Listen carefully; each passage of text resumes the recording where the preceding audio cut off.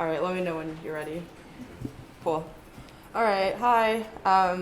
So I think on the schedule it says that this is a teaching on post-structuralism, but more specifically it's on post-structuralism, but in the context of a mentorship I did for this year's mentorship cycle.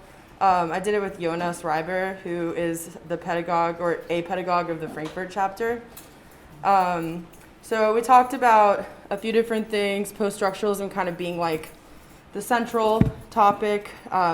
We decided to do a syllabus together on post-structuralism, but we also talked about psychoanalysis. I'm just going to go through this a little bit just to give you guys a sense of what sorts of things you can talk about in a mentorship, whether you're the mentee or the mentor. We also just talked more generally about how like what to keep in mind when we're returning to campus in person, and yeah, those sorts of things, like what we're thinking about in terms of recruiting people or what people might be interested in right now.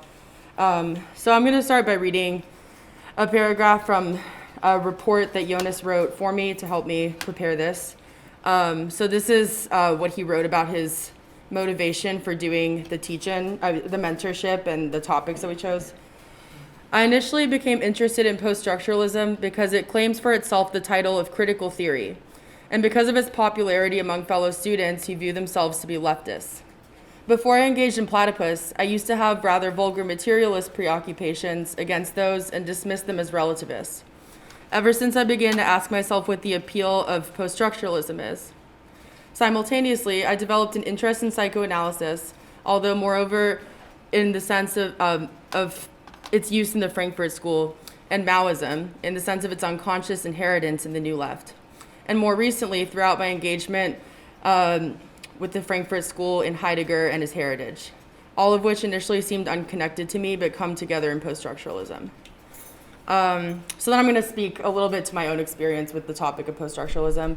So a lot of that was definitely relatable for me when we first talked about it. I'd also had a similar desire in the past to get a better understanding of post-structuralism's appeal to contemporary academics.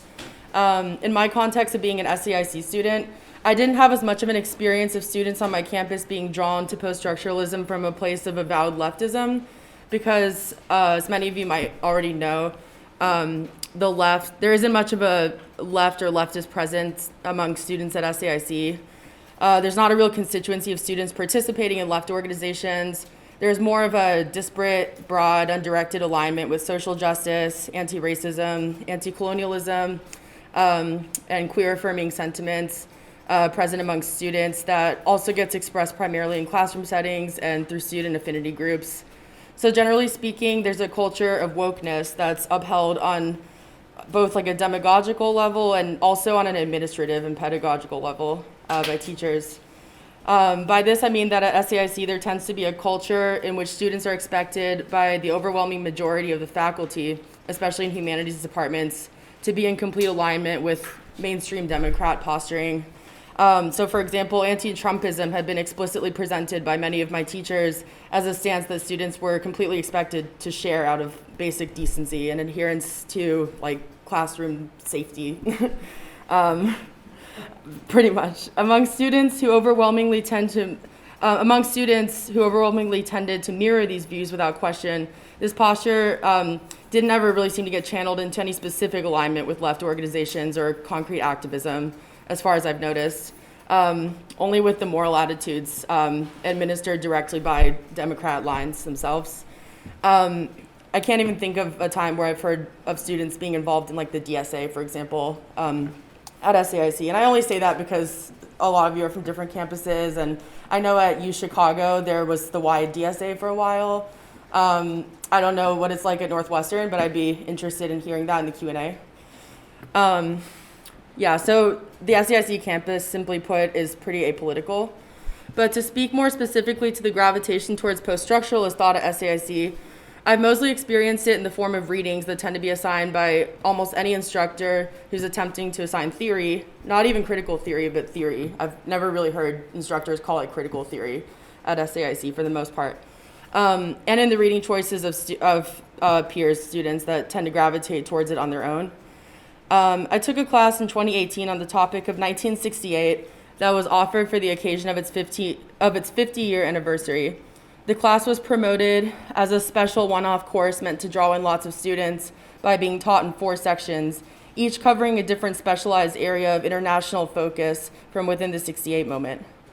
What I found was that the faculty's motivation was to draw attention to the most marginal and overlooked aspects of that moment's reverberation around the world, and more specifically to decenter the supposedly Western-centric narrative of 1968, and to present a more honest account of 1968 by focusing on its most third world, underrepresented movements, such as in Vietnam, South Africa, and West Africa. When the student movements in the United States and France were covered, it was done so with the enormous caveat that we must glean primarily from them their problematic dimensions, their positions of privilege on the global stage, and to primarily keep them in view as acts of erasure before any consideration of their emancipatory or universal significance. During the last session of the class, all 4 instructors of the different course sections spoke on a panel to their collective students, opening up the floor for Q&A afterward. The question I asked, directed to all the panelists, was, it seems that you have all shared in the conclusion that the significance of the 1968 moment should primarily be found in its particularity, in its proliferation of regionally specific, culturally specific struggles, for its difference and otherness at the level of identity. But what, if anything, do you all think was universal about the 1968 moment? What made it universally radical, if at all? To this, each one of the instructors confidently replied nothing. None of them thought there was anything universal about 1968. Only one of them attempted to entertain my question, saying that if anything, it was the role of new modes of media communications that could be seen as some sort of common factor. But to bring it back to the interest I shared with Jonas in trying to understand how post-structuralism is registered in the current prevailing attitudes of academics who tend to be referring to just that when they speak of critical theory, I chose to take this class and this specific section of the class because I too wanted to cut through my biases and potential dismissals towards post-structuralism, which in my mind was easy to just write off as Heideggerianism without having actually read any firsthand accounts of either Heidegger or post-structuralist theory.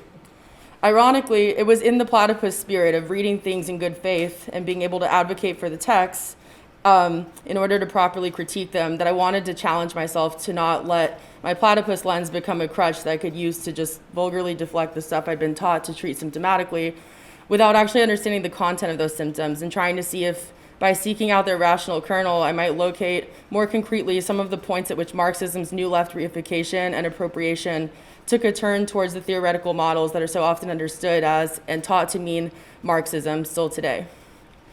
In this section of the class that I chose to take, we focus on the Western side of 1968's theoretical and political developments.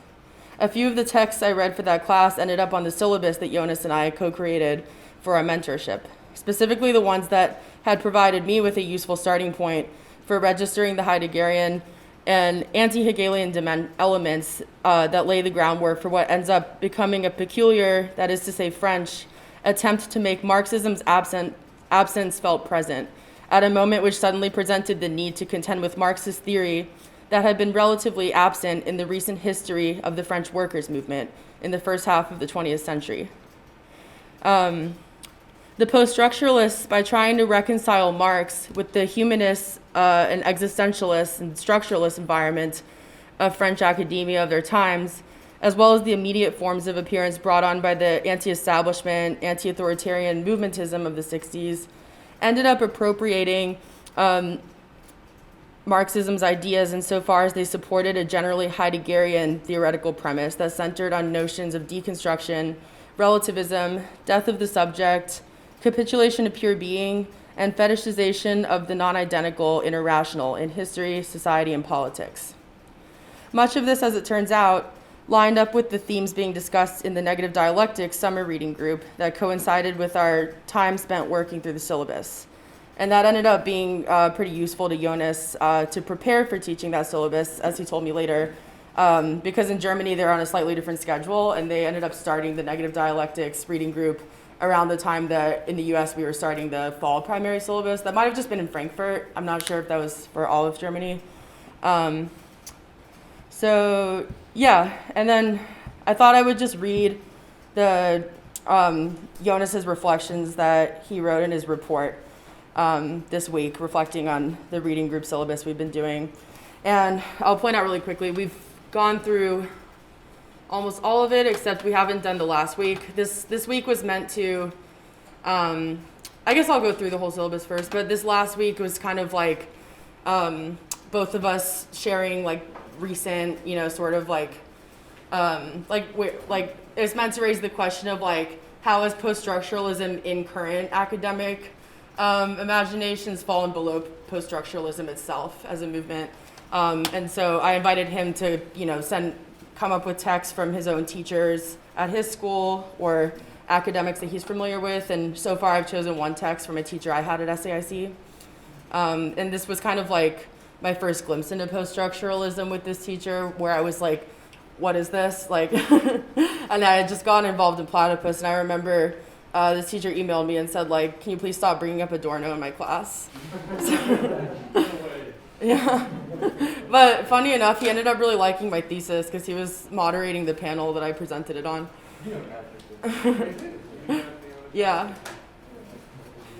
So anyways, yeah, the first week was what is post-structuralism, just kind of an introduction. We used Jan's Althusser's Marxism, Chris's Badiou's communism, a gerontic disorder. There's the teach-in full audio right there. And then week 2, the emergence of post-structuralism, founding documents, linguistic theory. So this was a text that I read in that 1968 class, as well as, oh no, the other one is further down the syllabus, but this is one of them. I ended up writing an essay about that. And then week 3, what was that? Can you zoom in just a little bit more? Yeah, sure. So you were just highlighting the Barthes, the Roland Barthes that you wrote? Yeah, the death of the author. Mm-hmm. Where basically the idea is that he's saying that like what's new and important about modern literature, that, or like how the stakes have changed in literature, is that the writing is can no longer be identified with the author, that we need to treat literature and poetry and creative writing as existing in itself, for itself, and basically that what it becomes is just how any reader relates to it upon encounter with it. So, getting at this idea, this kind of like relativist idea of like, that it just becomes this like object in itself. And we read, this is kind of famous, the Derrida Difference essay, Habermas at Modernity and Incomplete Project, and then of course mimetic faculty, Benjamin. Week 3, what is French psychoanalysis? So this was a really good essay, I recommend this. The Collier, Lacan psychoanalysis on the left. I believe Jonas got that recommendation from Victor. I might be wrong, or from Stefan. Cretes, the mirror stage, the anti-Oedipus. I read that like a few years ago. I think it was like 2015, right around the time I'd started being involved in Platypus, and I was doing a study abroad in Prague, and this was before I got turned on to Freud. I still thought I was anti-Freud. And then I read anti-Oedipus, and I was like, I'm anti this. And this is what made me want to take Freud seriously. I was like, no, I don't think it sounds like a good idea to embrace schizophrenia in society. Week 4, what is French Marxism? These are all pretty, serve the purpose of the week pretty well. I'll speak a little bit to the Derrida theory and practice, because I have the PDF right here. Basically, like my notes on that were that this kind of brought up like interesting parallels with the negative dialectics discussions. Basically, he's making this big claim that Marxism's ultimate significance as, quote, a new practice of philosophy. So that is that the Marxist practice of philosophy is overcoming philosophy merely defining what is, and instead being a political act itself that constitutes what is.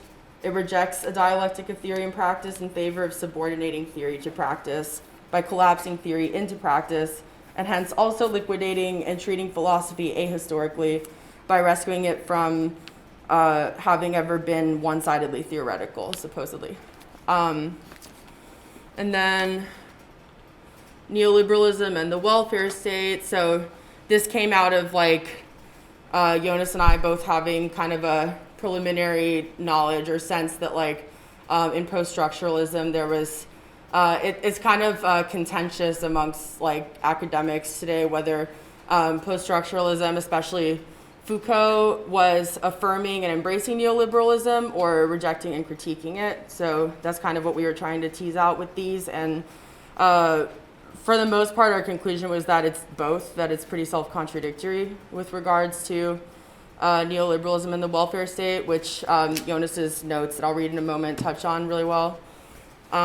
Week 6, French Heideggerians and Foucault's anti-Hegelianism. The Order of Things, the preface, was another text that I read in that 1968 class, and that was really interesting to me because on the one hand, that was my like glimpse into like what people mean when I've heard them say that Foucault's actually a pretty good historian, but this is a very explicitly anti-Hegelian presentation of history. This is where he presents his concept of the episteme, which is basically this idea that like, so first of all, like the way that he divides up epochs in history cuts into what we would see as like a historical continuity or like an inner logic of history in Platypus very weirdly and explicitly. Like, I mean, it puts a dividing line between, I think, like Adam Smith and Hegel as like fundamentally different thinkers from a different time that couldn't possibly be relating to the same object in society. And then also the idea of the episteme is that thing that like what defines a historical epoch is insular and conditioned only by itself, that like epochs, like the previous epoch doesn't condition the epoch that comes out of it, that what determines a break in historical epoch is extrinsic. So like, I mean, he literally says like something like a natural disaster might precipitate a new epoch in history, and that these epochs are their own condition of possibility. Let me see, and we read Axel Honneth, Foucault's Polemics, Politics, Problemizations. Yeah. All right, and then I will read Jonas's reflections on the mentorship and the syllabus. So for the readings, we started off by taking a look at the projects that have already been done in Platypus regarding post-structuralism, and read Althusser's Marxism, Bayan, Badiou's Communism, and Chris's, and listened to the idea of communism. Afterwards, we collected readings and started discussing certain aspects of post-structuralism, beginning with its linguistic origins, continuing with its appropriations of psychoanalysis and of Marxism, its relation to the welfare state and neoliberalism, its Heideggerian anti-Hegelianism, and ending with its own liquidation in queer and post-colonial studies. Results. With regard to the linguistic foundation of post-structuralism, we discussed the way it reflects the division of subject and object in its conception of language without a subject, or text without an author in Barthes. We also addressed its conflation with Heidegger and falling below him in Derrida, through the Derridian idea, the Derridian discussion of being but not becoming, as well as the difference between Derrida's concept of différance in comparison with non-identity as an Adorno. What stood out about the Lacanian theory was again the negation of the idea of a subject. Let me scroll back up again. What stood out about the Lacanian theory was again the negation of the idea of a subject, but also that it seems to spare an understanding of the incorporation of the social superego. Accordingly, unfreedom is not a social issue, but one of the illusion of a subject suppressing the true being. Freedom would be a kind of go-with-the-flow individualism. Anyway, the social impact on the ego is overly emphasized in a reified manner, and the idea of biological drives is rejected, therefore blocking the possibility of satisfaction. Deleuze and Guattari, in this sense, state that Oedipus, quote, Oedipus is the idealist turning point, and accuse Freud of metaphysics. ironically while devoting their work to revealing the Oedipus schemes, quote, structure and its order of symbolic positions and functions, in contrast to Freud's therapeutic concerns. So just mythologizing Oedipus, but nonetheless affirming the dynamics as they line up for Freud with what conditions the bourgeois personality, the bourgeois individual within the context of the bourgeois family. Furthermore, it came up that Deleuze may be right in as far as the liquidation of the family and the father figure really reduces the Oedipus complex. So, and that's an idea that like my own thesis in the VCS program at SAIC was about, was like, you know, following this idea that, that we potentially were no longer Oedipal subjects, that there is like a certain continuity of bourgeois subjectivity of the individual, but we're no longer the neurotic subject of Freud's time, but rather that we've regressed from the Oedipal to the pre-Oedipal primary narcissistic stage, and that we've become psychotic subjects now, narcissistic subjects that have fallen below the neurotic Oedipal subject. And also that the father is liquidated by mass society. So the father is replaced by mass society, which is a liquidated form of what would have been the individual. For Althusser's appropriation of Marxism, his introduction to For Marx appeared to be a particularly honest source. This was a really good one, actually. Like, I recommend reading that because it had very like self-conscious confessions about the problems that post-structuralism faced, and like, you know, confessing that Marxism was really like that they were kind of like overcompensating for the felt absence of Marxism in recent French workers' history. I can read that section in a bit, but let me go back to this for a sec. It's the Althusser introduction to For Marx. Yeah, maybe I'll pull that up in the next tab for a moment. But Jonas said, for Althusser's appropriation of Marxism, his introduction to For Marx appeared to be a particularly honest source, revealing his view of Marxism as a sort of class society ontology. His preoccupation with Marx's early works, which he strictly separates from his latter, his dissatisfaction with the activism of the Communist Party, Derrida, and this is the next sentence. So before I move on to the Derrida, I'll read. I'll pull up a section of this that I thought was interesting. Yeah, here we go. I write these lines for my own part. So this is from 1965. Yeah.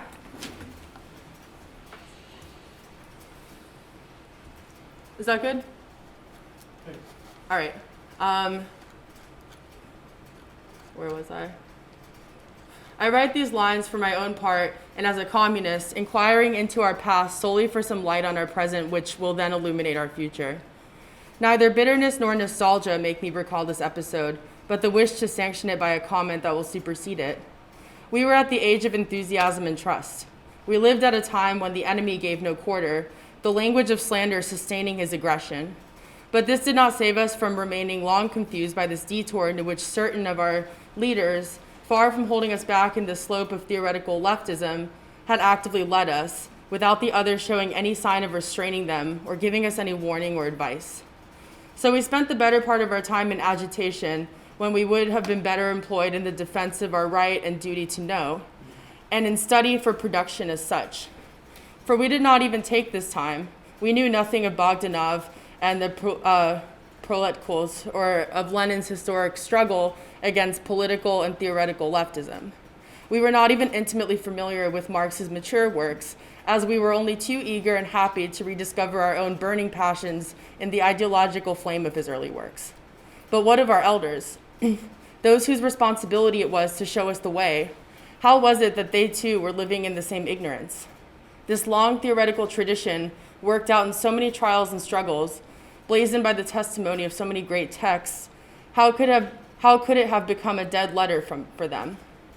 In this way, we came to realize that under the protection of the reigning dogmatism, a second negative tradition, a French one this time, had prevailed over the first. A second tradition, or rather what, echoing Heine's German misery, we might call our French misery, the stubborn, profound absence of any real theoretical culture in the history of the French workers' movement.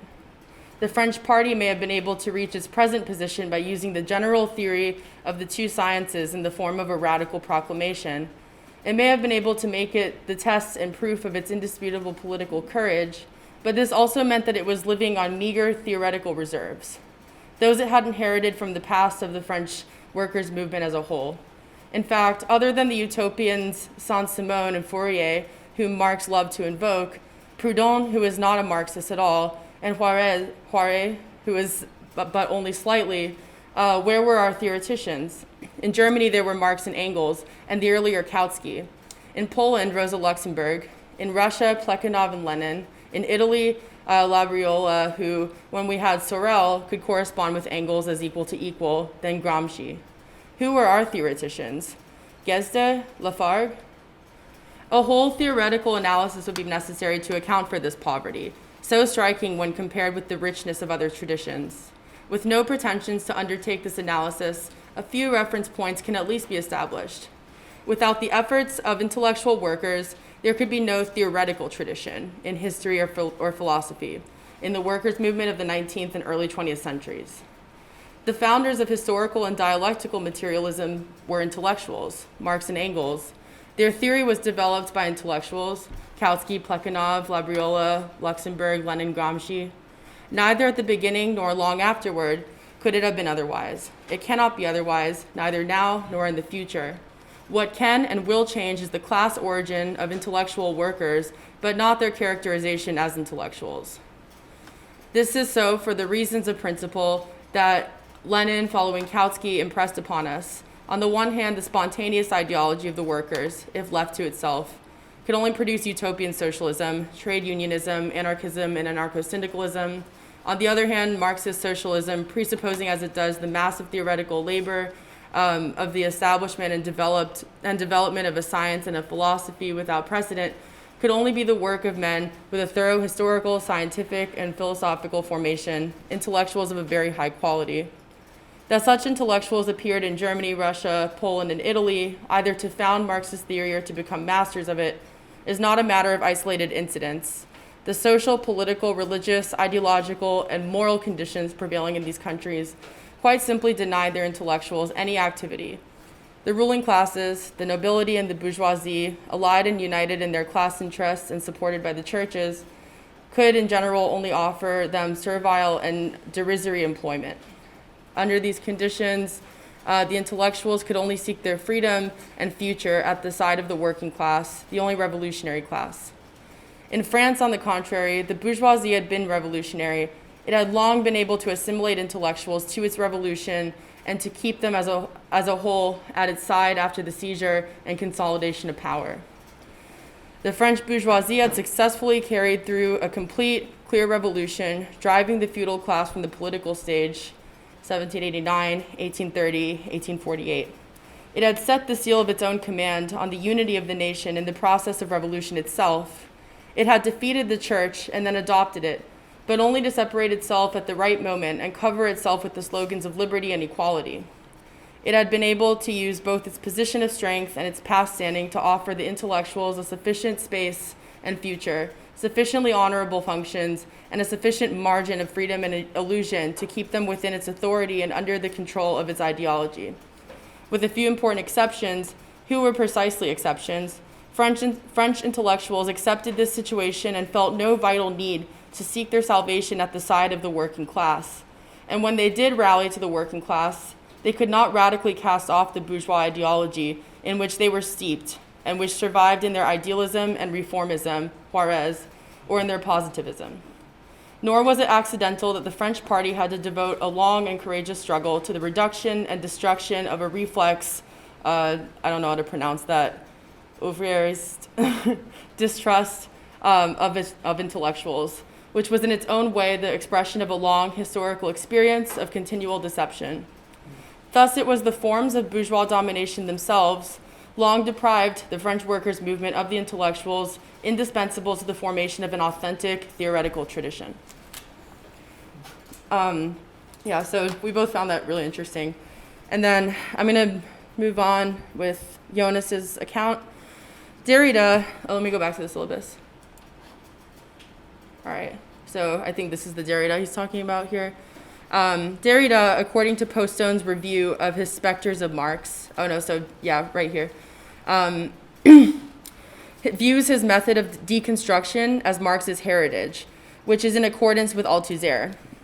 Derrida fetishizes the non-identical spectrality in his critique of the, quote, present at presence, arriving at a, quote, politics of memory, inheritance, and generations, thus identifying with Benjamin's Angel of History from a purely moral standpoint, rejecting what he mistakes as the, quote,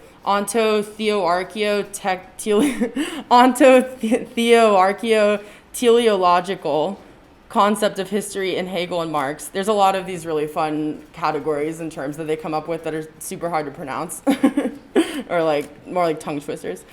And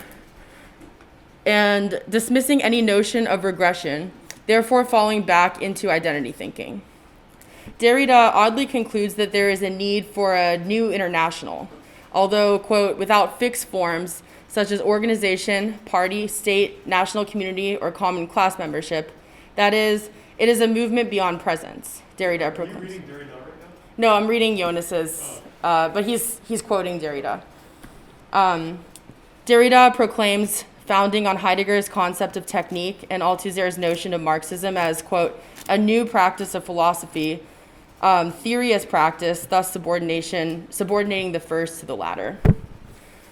We discussed Foucault's contradictory relation to neoliberalism, so in the neoliberalism week, rejecting the welfare state as well as criticizing neoliberalism for governing the homo economus, the, quote, person who must be let alone, and, quote, who is eminently governable. So kind of this idea where Foucault's talking about the crisis of bourgeois right in the authoritarian state was sort of what our discussion was trying to figure out. We also discussed Baudrillard's simple inversion of economic reductionism. Even economy is symbolic for him, as a symptom of the contradiction of rationalization and irrationality and how it ties with the politics of civil disobedience to cultural customs. Baudrillard derives from this the notion of a purely cultural revolution with civil disobedience as practice and marginalized groups as subjects. When deepening our Foucault reading with focus on his Heideggerianism in the order of things, we again found a concept of thinking as something immediate. Let me go down here. Yeah.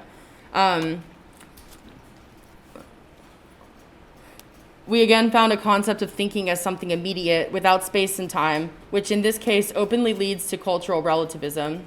Culture, then again, is structured through an order which itself gains sovereignty, is beyond subject and object, and is not intelligible. Freedom would be negative as freedom from the order. History would be redeemed through a change of thought about it. There is no concept of right or wrong, but Foucault still tries to hold on to a notion of the better or worse using a concept of suffering he doesn't elaborate. This is a quote from the Foucault, I have never tried to analyze anything whatsoever from the point of view of politics, but always to ask politics what it had to say about the problems with which it was confronted. So this is speaking pretty well to the anti-Hegelianism, Heideggerianism that I was talking about in Foucault's order of things, that, rather than, seeing it as the point to, fulfill the task of, and therefore overcome the task of freedom in history, that actually the only way out is to deconstruct any, linear narrative in history, any telos, that we just have to break away from it and resist it because it's only led to catastrophes. That the only way for it to not fetter us is if we try to break from the guise of rationality and just accept that history's been irrational. So then here's Jonas's conclusions about the mentorship and the syllabus we did. In general, post-structuralism makes up for an interesting symptom of the failure of Marxism, or rather, what was left of it. As Althusser puts it, quote, history, it had stolen our youth with the Popular Front and the Spanish Civil War, and in the war, as such, it had imprinted in us the terrible education of deeds. So you can kind of see how, this is an example of what's fueling something like Foucault's presentation of history. Reacting to the experience of failure of what they thought to be orthodox Marxism and what Althusser calls the, quote, French misery, the stubborn, profound absence of any real theoretical culture in the history of the French workers' movement had them returning to a Marx, more in line with the humanist, existentialist, and structuralist environment of the French academia of their times, itself a symptom of the failure of Marxism, as Adorno can tell. The politics derived from this circles around the Maoist and Heideggerian notions of merely having to change the way we think about our present and past. And then this was kind of an aside that he wrote. This is also the practice of many anti-Deutsch. They traveled Germany giving lectures on how the commodity fetish leads to anti-Semitism and ultimately to Auschwitz. Generally speaking, the anti-Deutsch are inverted Maoists. The inversion is basically their objection to third worldism and defense of American foreign politics, and might be viewed in the light of the crisis of 1968, but unconscious of their Maoism.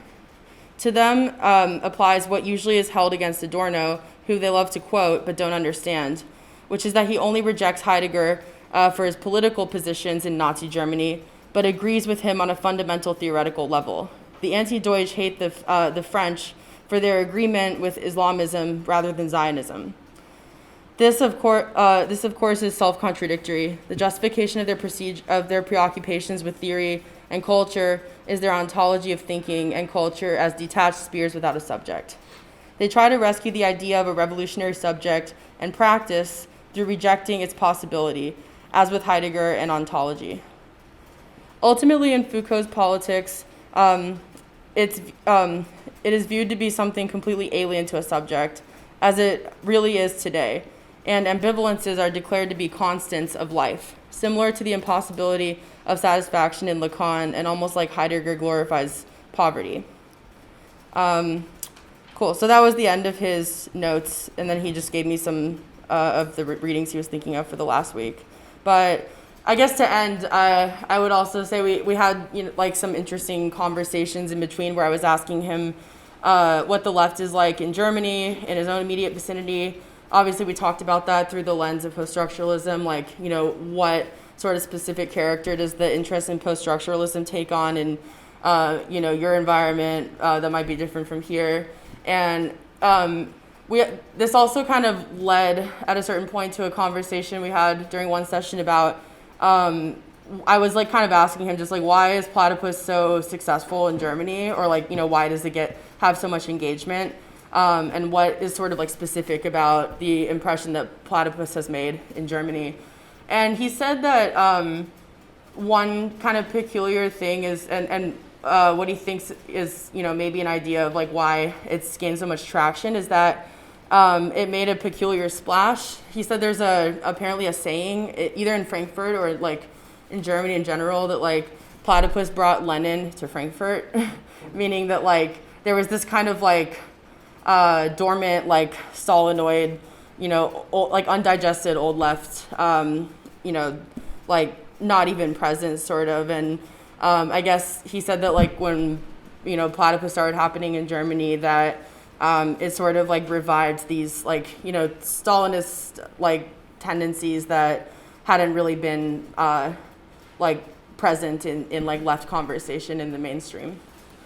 So yeah, that's the end of my opening remarks. We can move into the Q&A, and I'd be curious to hear from any of you what your thoughts are on the influence of post-structuralism in you guys' campuses, in your academic environments. How do you think people are attracted to it in your immediate vicinities, etc.?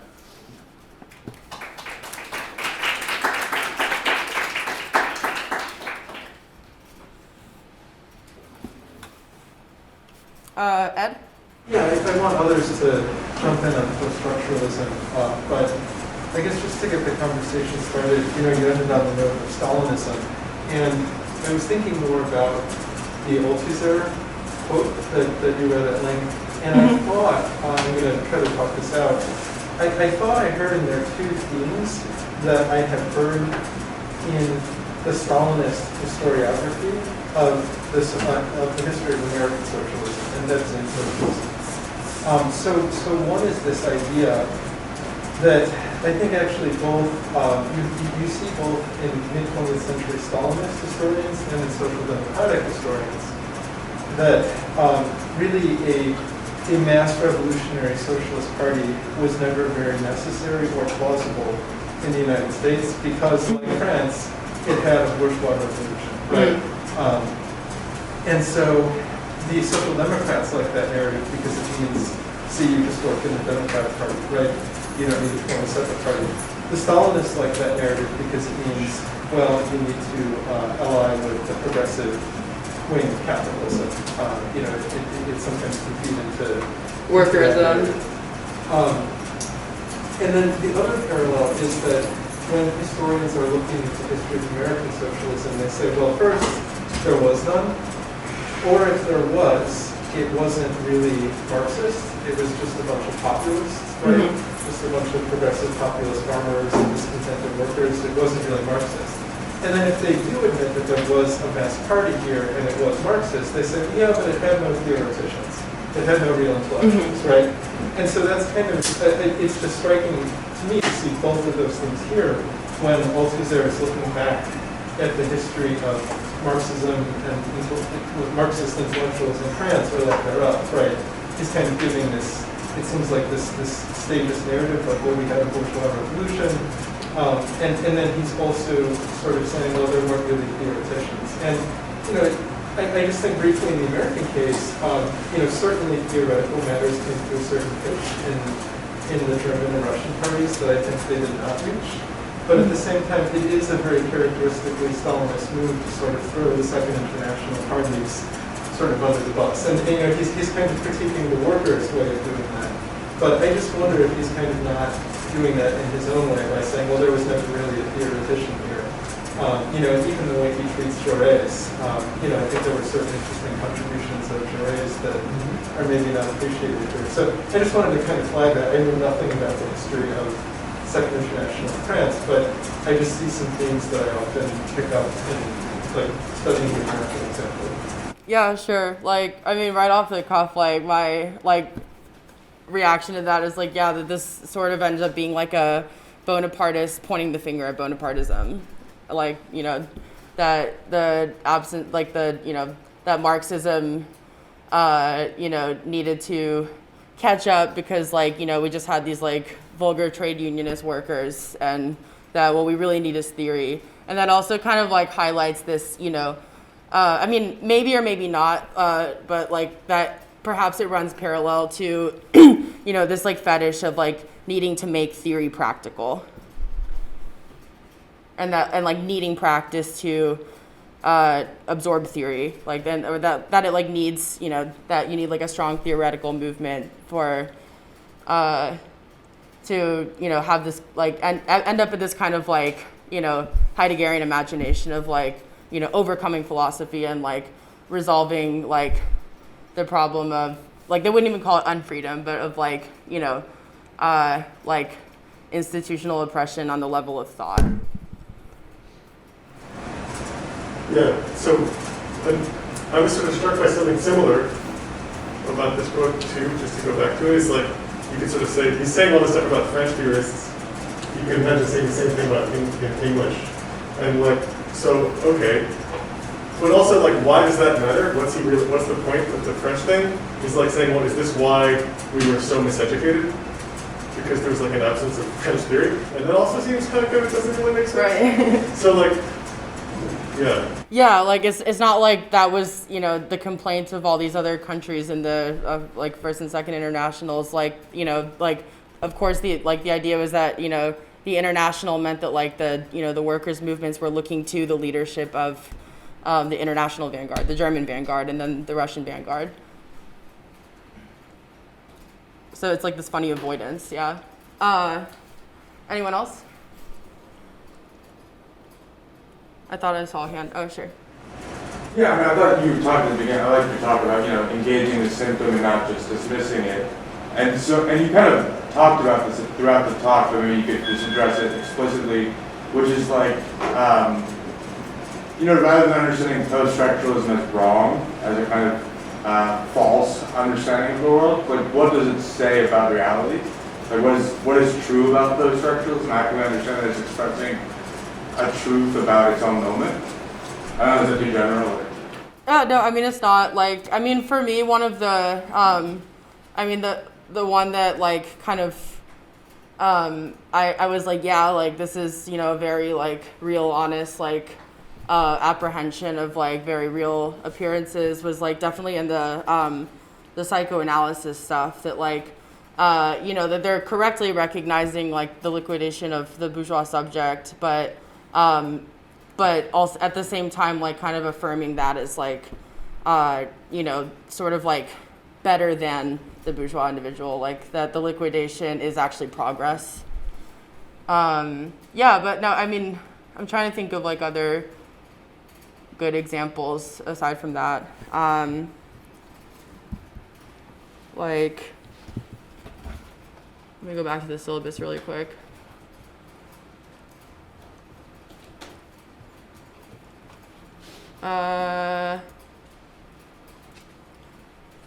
Yeah, I mean, and also, of course, like, you know, the sort of, like, Heideggerian, like, you know, conceptions of history, like Foucault's and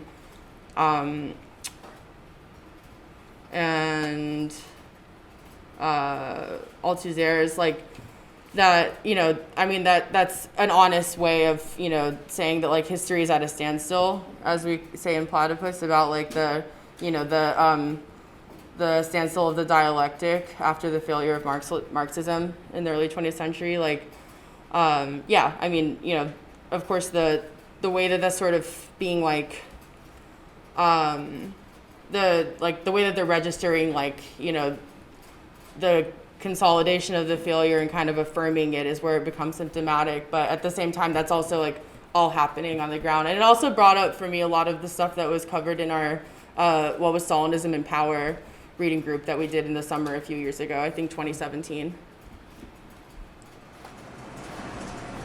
Mm-hmm. What's the significance of like post-structuralism falling below itself and like content?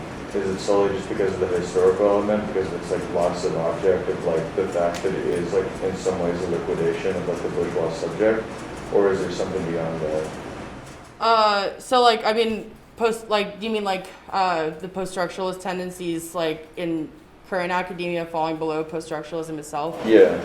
Yeah, I mean, I think like it's even simpler than that, that just, you know, that there's even more distance from the new left. Like there's kind of a loss of recognition of what, you know, the real like, you know, like ostensible Marxist goals were of the new left, like potentially. And yeah, I think just that as we, you know, live even further away from like Marxism, like having been, you know, even potentially on the table in like mass politics, which it didn't end up being, you know, like a workers' movement, of course, but like in many ways that was still the goal on some level.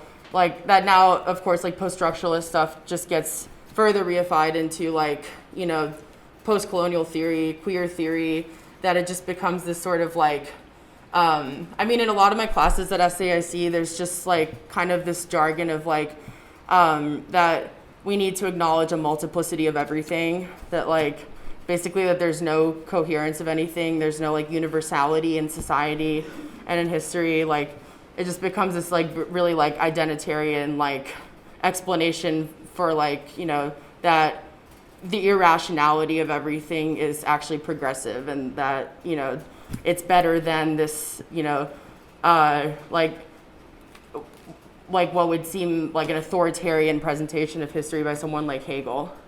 I mean, yeah, like a lot of the BCS teachers that I've had that have taught theory, like whenever I've, you know, tried to like kind of test them and bring up like, you know, some of these like Hegelian points or Marxist points or whatever about history, like they're just like, oh, well, you know, that's like very like authoritarian and narrow and conclusive.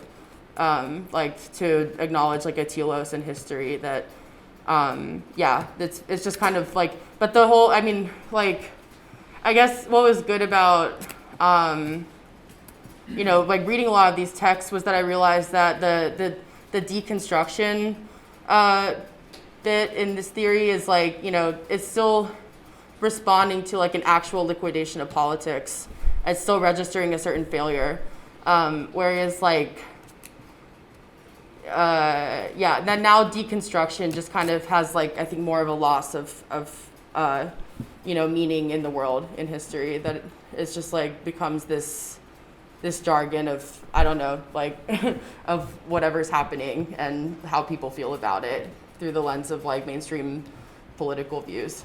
Is it possible that like the actual liquidation of post-structuralism presents new opportunities towards like a reconstitution of politics towards freedom, in the sense that like there was a connection with like the original like impetus of post-structuralism towards this like sense of political failure following the like failure of the Second International, but that doesn't seem to be the case in like what counts as post-structuralism today.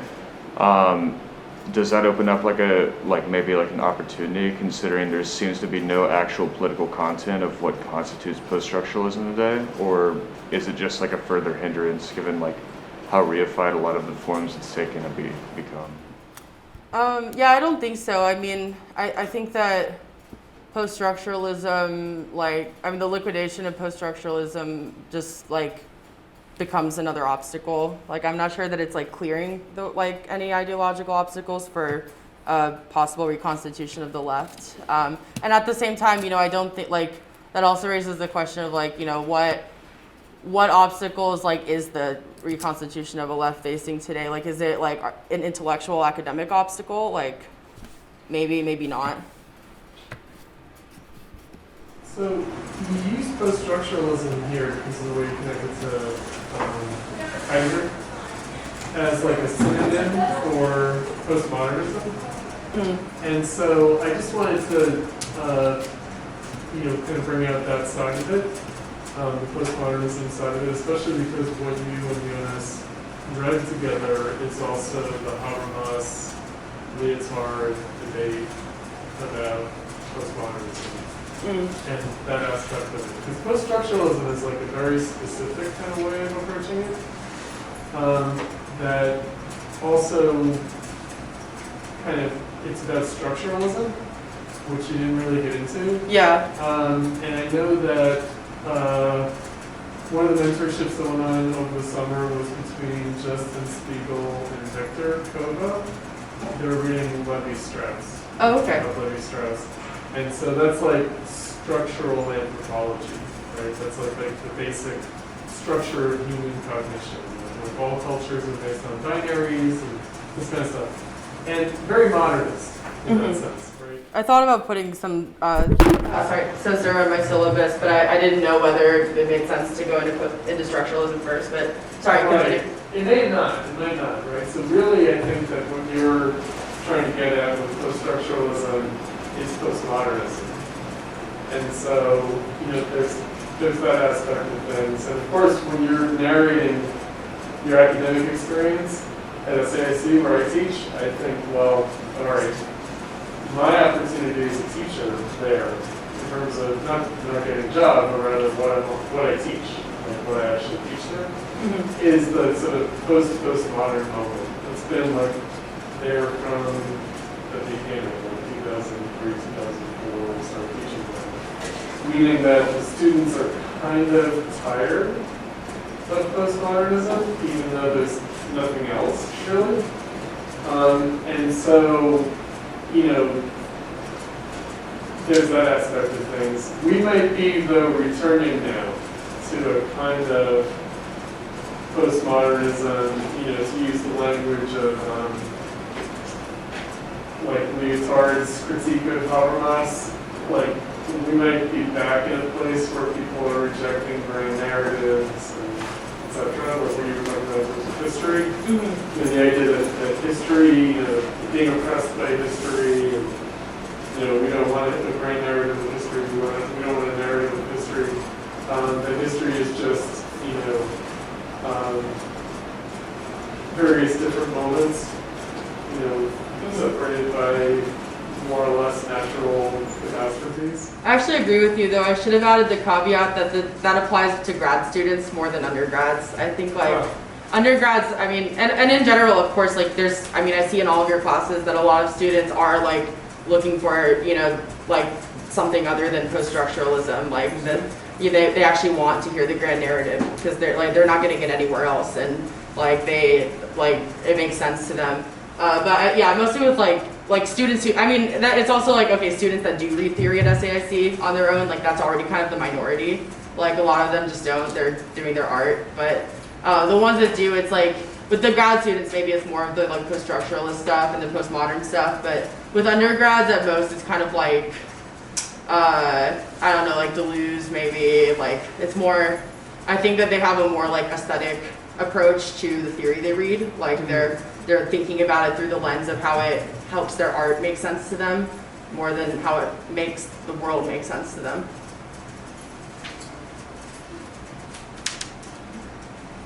Maybe you could speak about the relationships between post-structuralism and postmodernism, and how that came up. Maybe, I don't know. Well, was there something else that you were going to add, Chris? Sorry if I interrupted you. No, just, you know,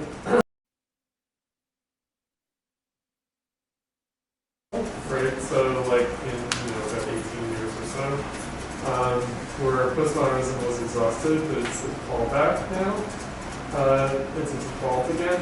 I mean, with the grad students, of course, they're getting ready to become professional academics themselves, right? So that's why they have to remain postmodernists, because they have to be there to say, oh, well, you know, this is whatever, this chain, this is white,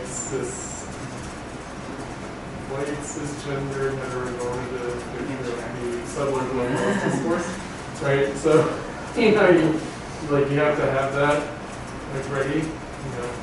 You have to be able to spray that and whatever. But I mean, undergrads it's a little bit different. Although I wonder what their high school education is now. You know, like I do think the high school education. I mean, you guys can tell me whether I'm right or wrong about this. Did you all read Howard's name? It was popular. It wasn't a sign. It's not a sign. It's a sign. Oh, not Sometimes it's a sign. Sometimes it's What was the sign in high school? Howard's in. Huh. Equals history. It's a sign more now than ever. Yeah, and that's fucked up, because that's stuck to the master narrative, right? So that's a narrative of like, you know, settler, colonial, slavery, genocide, blah, blah, blah, Huh. right? Like it definitely gives a clear history. But yeah, I mean, I just wonder about the return of a kind of like, well, we don't want to impose any coherence. Like what you said about the 1968 panel discussion with professors, where you said, well, what makes 1968 universal? And they're like, nothing. And it's like, well, then how did this all happen in the same year? Right. They did Mexico at all? I think a little bit. There was, I think they might have done like Latin America broadly. I'm trying to remember, but I mean the West Africa, South Africa, and Vietnam stood out to me because it was like, I mean, you know, it was of course like a SAIC class, so they covered art movements a lot. It's funny because they all have in common as communist parties. Right. Right, including France. Mm-hmm. But yeah, there's just a lot. I remember the discussion being really like, you know, focused on just like, you know, picking apart like the authentic expressions of like the struggles in those specific places, and really like detracting from like the, you know, like the left, like in like the politics of like, you know, like communism and the left like kind of seemed to be secondary to the specific struggles and like the specific like conditions that people were subjected to in these places, and how it informs like their priorities in terms of their imagination of like emancipatory movementism or emancipatory goals. So in other words, saying that like, you know, we can't possibly all share the same emancipatory goals as people like as privileged U.S. citizens as like these people in Vietnam, because they just want to like not be attacked or whatever. Like, I think was in Tunisia around that time. He was teaching, and he said that, you know, Tunisian students, like the protesters, were all Marxists, were all communists. But he said that it means something entirely different from French students being Marxists and communists. Because they're Tunisian, so of course it's got to be completely different. Right? Yeah, and that undermines like their Marxism, or at least doesn't like give them the chance to like like he's not really attempting to like understand what the Marxism they're getting, and just focusing on like the lens through which it's being refracted.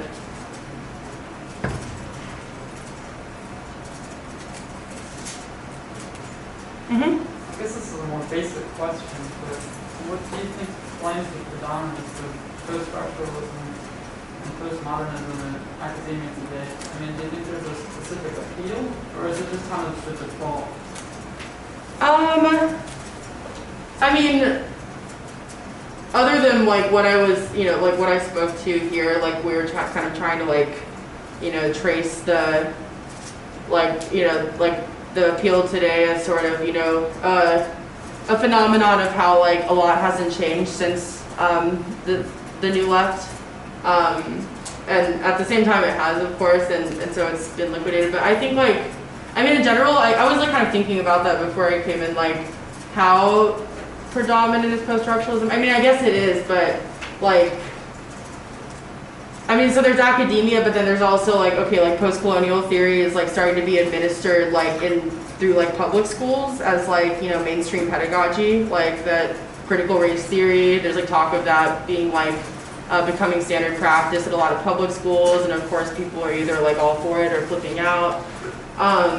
I mean, I guess, a lot of it has to do obviously with like the mainstream political climate, but I mean, it's also, that tendency didn't just come out of the blue, like it's been leading up to this. And then again, I mean, I've only gone to one school, so I don't know what, like how predominant like post-structuralism is in like, other universities, but I mean, from talking to Jonas, like, it seemed like, like, there weren't a whole lot of like big differences about the like what motivates the appeal of post-structuralism in academic settings. Like the only different, like, I mean, we were talking about like the differences between like the kinds of theory that like people in his immediate like campus, academic, city environment versus in Chicago, or from what I've experienced. And the only real difference was that he said in Germany, like everyone's read Adorno, but nobody, like, people don't get Adorno, but Adorno is nonetheless very popular. So there is this like, like this like common knowledge of the Frankfurt School, and yet the Frankfurt School goes over everyone's head in a certain sense. And then in the US, of course, like Adorno is like problematic, right? Like people canceled him because they think that his critique of jazz is racist and stuff, so. But basically, I mean, I got like, my impression from just like talking to Jonas about all this stuff was like, yeah, it's like, I mean, you can say this is pretty like predominant around the world, more or less, where there's like, the kind of like Western, like academic liberal culture. But I don't know if I answered your question as to the why. Like, I mean, I don't have a good answer other than that.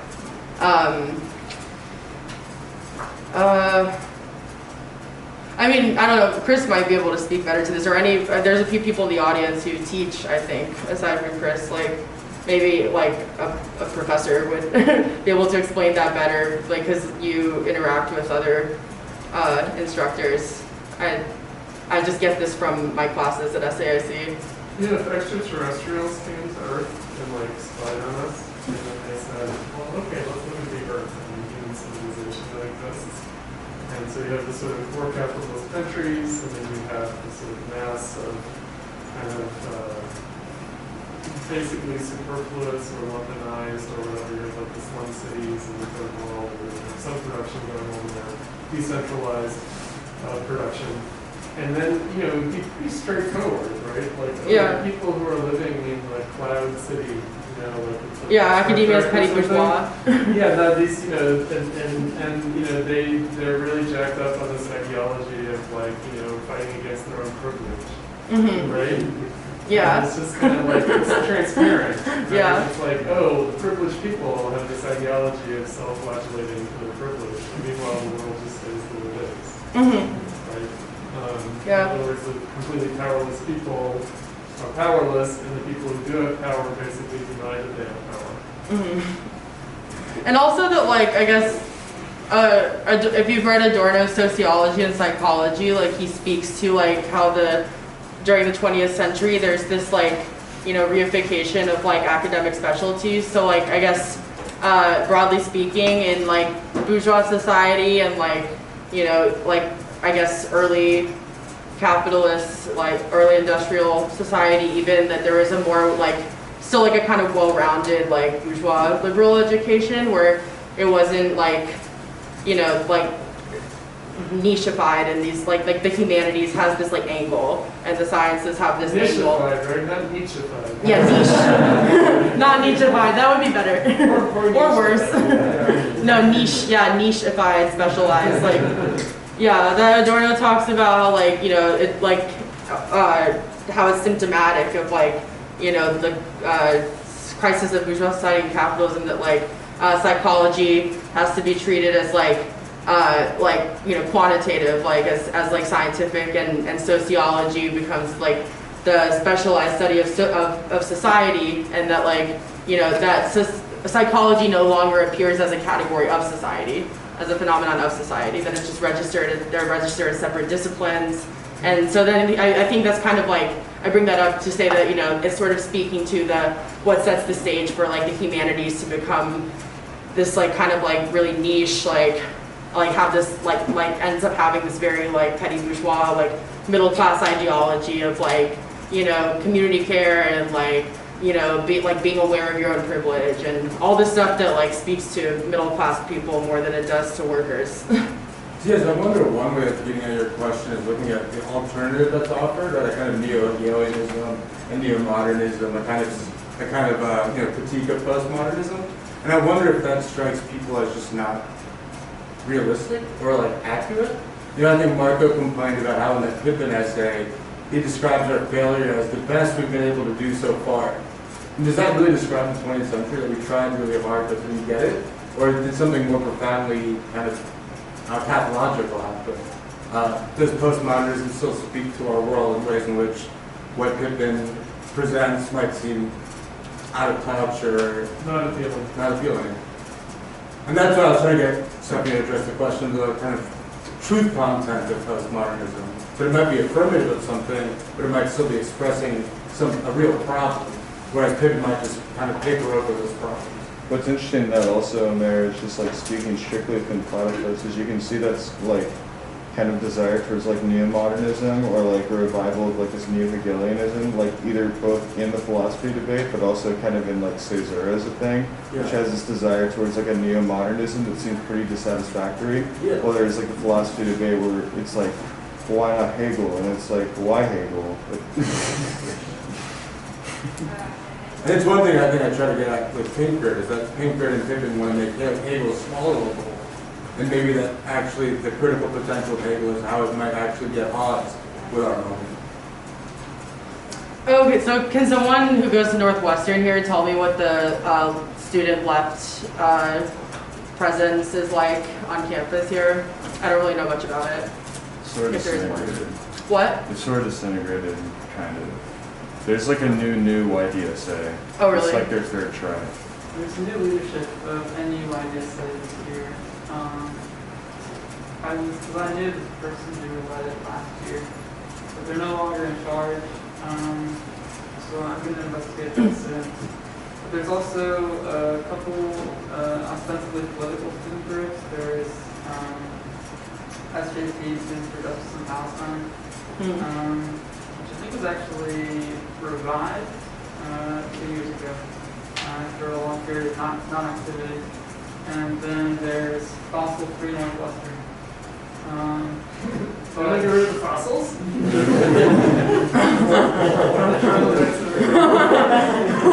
But they're also pretty right-wing. Yeah, Like, honestly, no very Wait, like, is it about like the actual, like, preserving the historical fossils, or is it like like anti-fossil fuels? Fossil fuels. Okay. That's what I thought it was fossil fuel, but I was like, wait, what? It'd be cool if it was the dinosaur fossils. Pulverize all the fossils. It's weird because I don't think any, like, with the exception of any YDSA, would really claim an infinity of the left. Are there any like people in socialist alternative at Northwestern?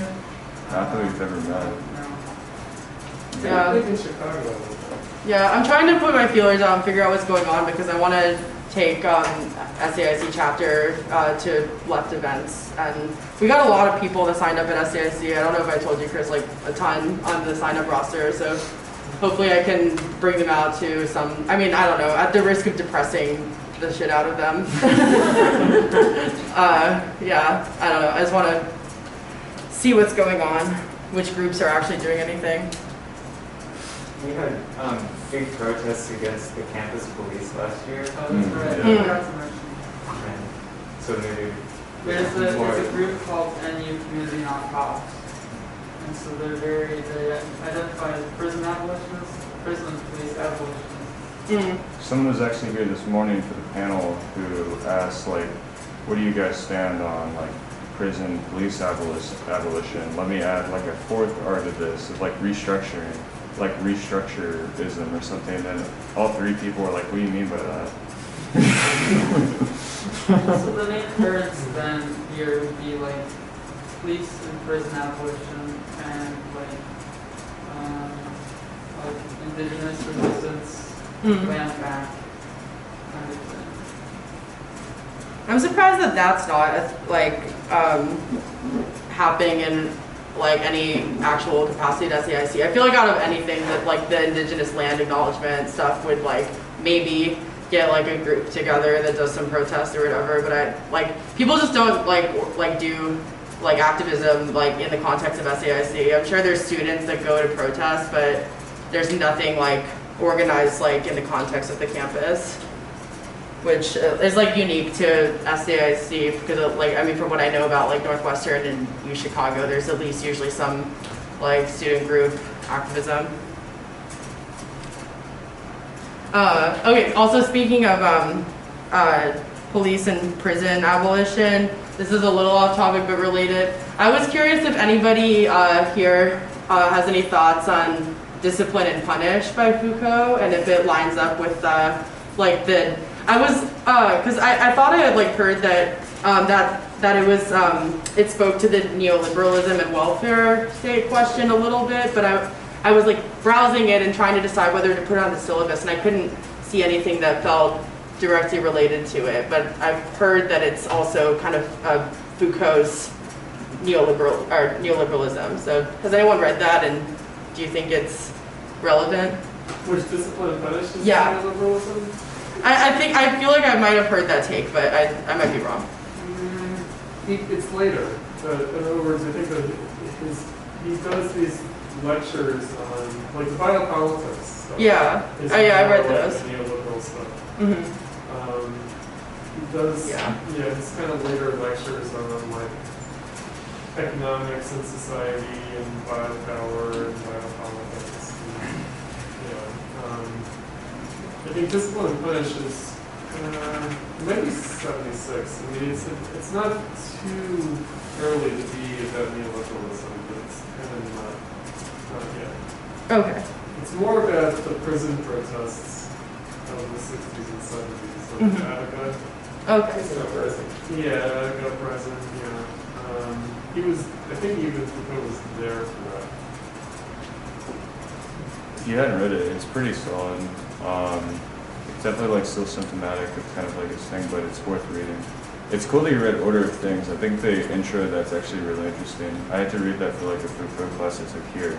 It was actually taught by an SAIC professor who actually teaches Deleuze. Which is it, Durgan? No, he's like this very tall guy. That's like the major thing I remember about him is he's really, really tall. I can't say his name though. Older guy or younger guy? Well, he's like tall and young. Does he have a mustache? Say again? Does he have a mustache? Does the Dakota have a mustache? Uh, Dakota doesn't teach that stuff. Not when I like met him. He just like kind of had like stubble. Yeah.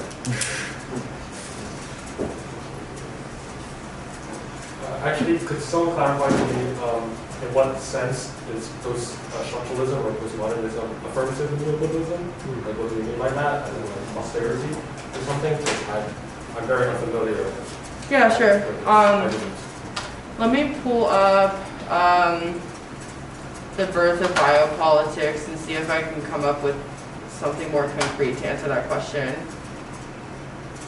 Because that was one of the more like tricky conversations we had, trying to tease out like the affirmative versus the critique. Let me see. Oh, we read lectures 4, 9, and 11.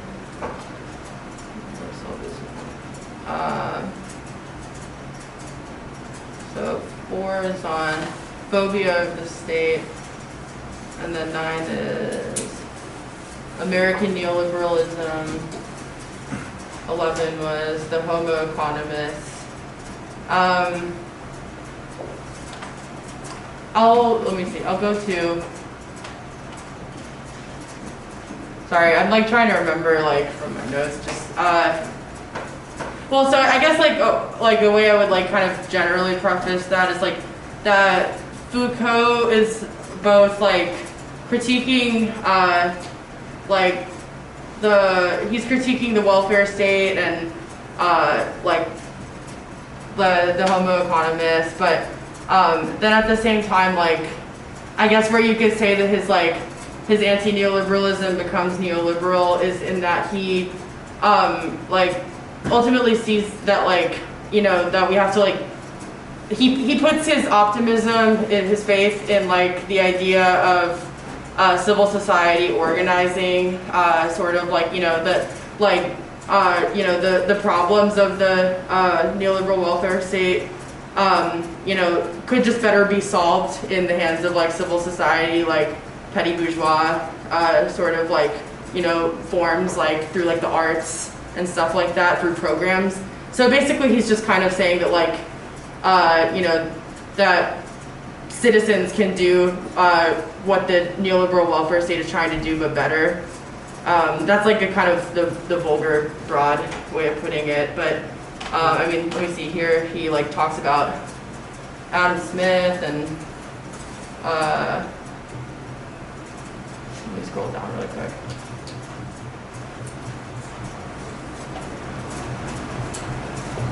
It's gonna take me forever to scroll down to this.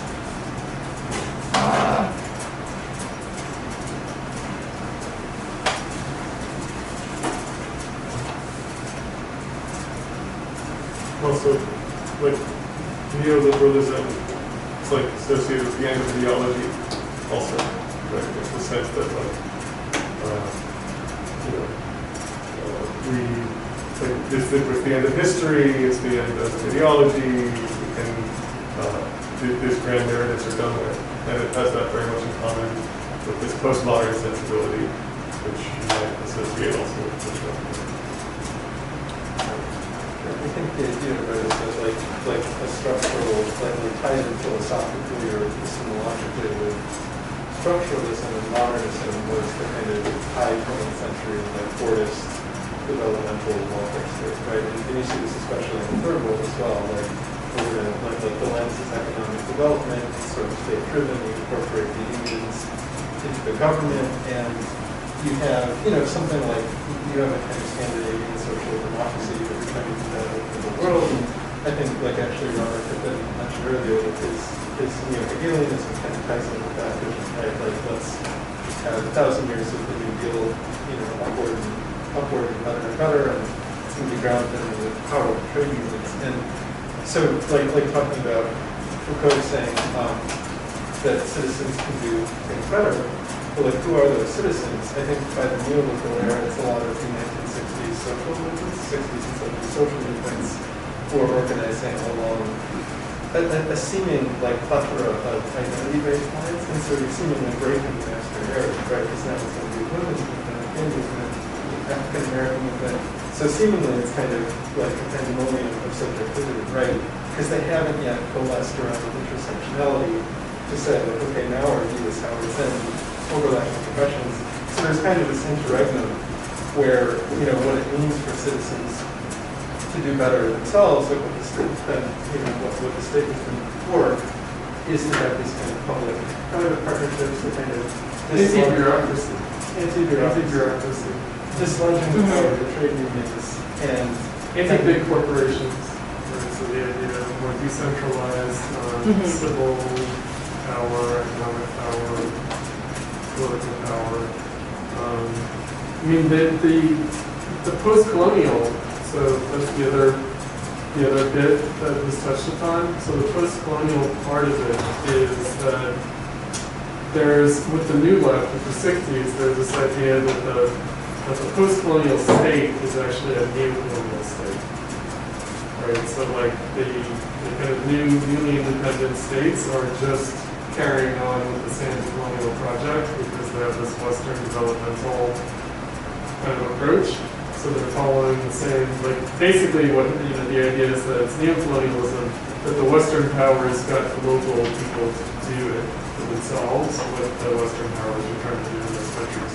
And so post-colonialism, that kind of theory comes out of the idea that a kind of discontent, like especially in India, with the Indian state, being oppressive, because of the idea being that, we shouldn't have ever accepted this developmental project. also the Pahlavi dynasty around. Oh, sure. Yeah. The Islamic Revolution is also kind of like, even though we are, like, Iran was never colonized, right? So it's not like a colonial, post-colonial kind of situation. And yet it is still sort of accepted kind of westernization, kind of modernization. Education of women, economic output, or these tend to be the Right. So neoliberalism is, if we think about it as coming out of the 70s crisis, where basically that's when third world debt starts to be a problem, and all the third world countries have to abandon their grand developmental projects. And then kind of post-colonial theory comes in to say, well, we shouldn't have been trying that shit anyway, right? And so it kind of naturalizes, like, well, we're different, and that was a failed project. Anyway, even though really it failed for like economic reasons because of the global downturn in the 70s, that forced all these countries to abandon those projects. I guess I was also confused initially about this question because I associate neoliberalism with austerity, and especially nowadays. Well, I'm not familiar with structuralism, so I can't speak for specific. But someone like Mark Fisher, for example, quotes Deleuze and Guattari. It's used to support social democratic policies, right? It's like a return, like through this track of Deleuze and Guattari back to Stalinism, social democracy. So I don't know, it is very strange. Like it seems a very strange phenomenon to say that structuralism was at some point affirmative, whereas in some senses nowadays you can see it as like being anti.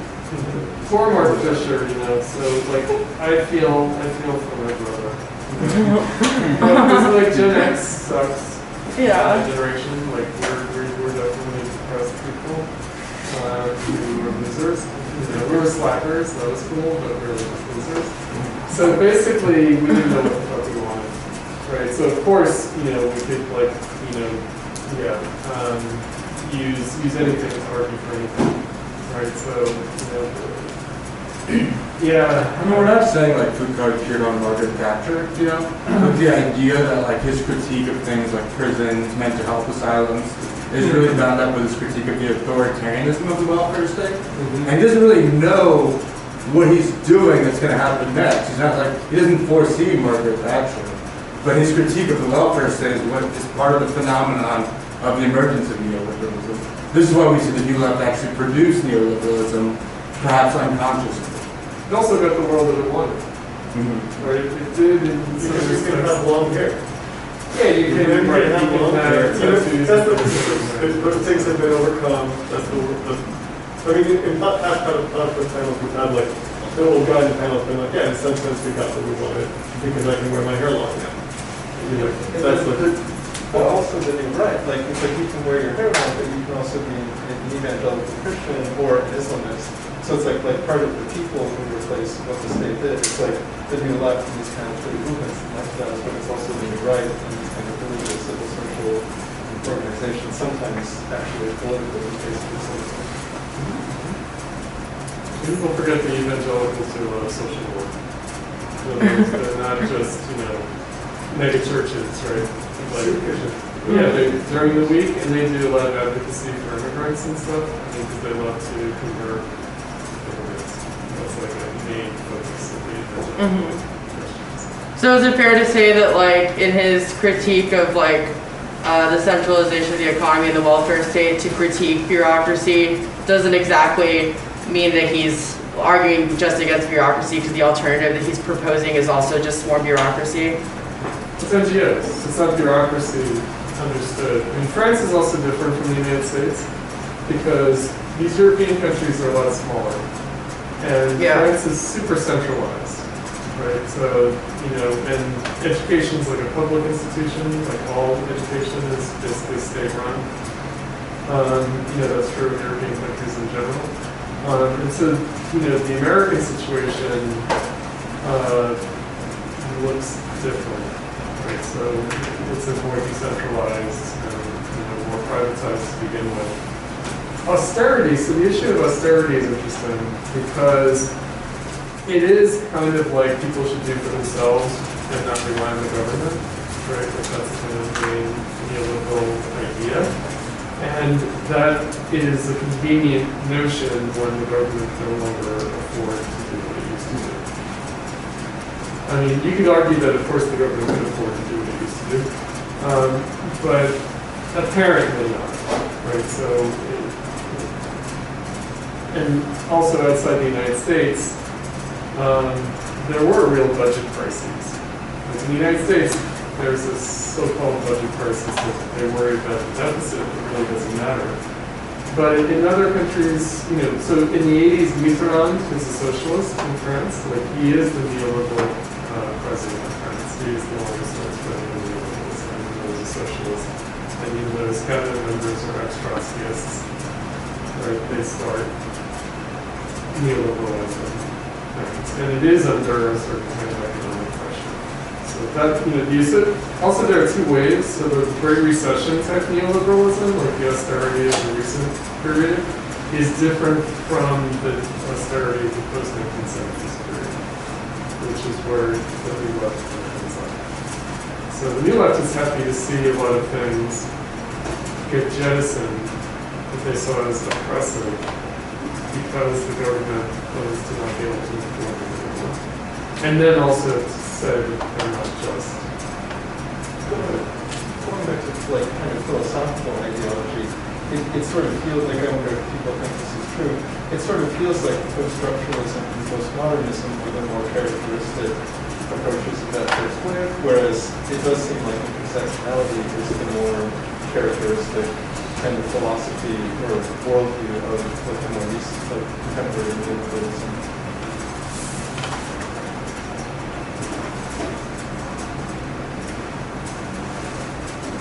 They blend, intersectionality does start in the late 70s, like the found behavior of the collective in the late 70s. And then critical race theory.